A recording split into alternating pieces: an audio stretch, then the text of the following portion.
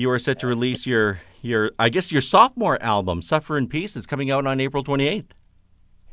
Yes, sir. We just finished it up, and I got Guy Walks in the Bar, first single off of it, out, and getting up in the top 10 here in the States, and starting to get some play up there, and just excited to have some new music out for everybody. You know, this song comes off the heels of your first single, Redneck Crazy, which just really zoomed right up the charts there for you. Having two back-to-back top 10 hits here, it must be, quite... this doesn't happen a lot to a lot of artists out there. So for you to have your first two zoom right up there, it's got to be a little overwhelming. Yeah, I mean, at the least, I guess they can't call me a one-hit wonder at the very least. So we've got that out of the way. But no, it's been awesome. We're back out on tour with Jason Aldean this year on the Burn It Down tour. Again, we were out with him last year. Was up there, and this year we're out with Cole Swindell. Me and him are opening up with for Jason, and just started that, and just we'll be doing that the rest of the year and playing fairs and festivals, and just trying to get some more songs out there. Through your mind when you're putting out your first album, and then here you are on album number 2, is there a little bit of pressure? Did you find yourself being a little pressured? Man, honestly, and I've had that asked to me several times, and I didn't really feel any more pressure. I actually felt like it was easier for me to make the second album, my sophomore album, than it was the first one, because the first one, you're kind of second guessing yourself, and it's your first album. You're pretty much a rookie in the country music world, and you don't really quite fully know who you are yet, I don't believe, as an artist. And the second one, definitely knew where I wanted to go, where I wanted to take my music.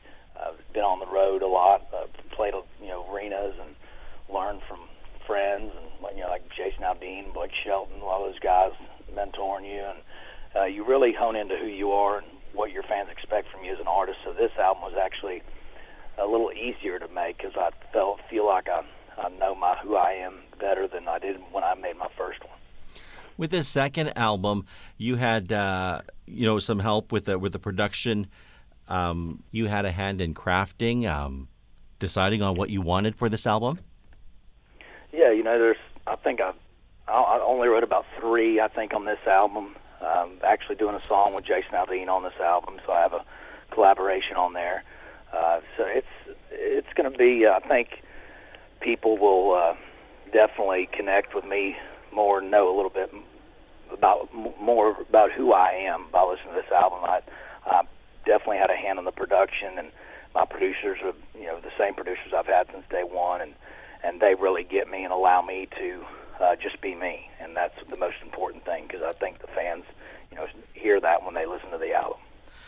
The album itself, Suffer in Peace, there's talk going on already about the title track, Suffer in Peace. Yeah, and actually, a lot of people hear like, "What is this? Sounds kind of dark." And I said, well, it's kind of dark, but it's the reason I picked it as it's a song on the album, and it's a very well crafted and written, very traditional sounding country song. A buddy of mine wrote after his wife had left him after 20, 30 years, and so that song is got some darkness to it, and it is kind of sad. But the album has a little bit of everything on there. And I've picked it for the very reason that you just said, that a lot of people are talking about it, and that's why I picked it as a title, because I thought it was interesting how you could put 2 words in a title of a song that meant 2 opposite things, suffer and peace, and people are going, what in the heck is this? So just trying to keep there's a lot of tension there, and for me it intrigued me, and I'm hoping it will do the same for the fans.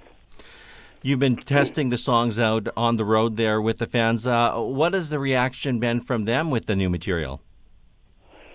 They're liking it. I mean, it's like I said, it's definitely more of who I am, and I think the fans are really starting to get me, and to hear them playing these shows and hearing them sing songs that are from the last album that were just cuts on the album, weren't even singles. Really is something special. So I can only hope that this album does as much as the first one did, and more. Is my hope for this one, and they're definitely, the response has been great. To the guy walks in the bar, the current single, and just excited to see where this year takes us. Now, in addition to the Burn It Down tour, you're going to be heading out there on your own and, performing the songs off the album Suffer in Peace. Absolutely.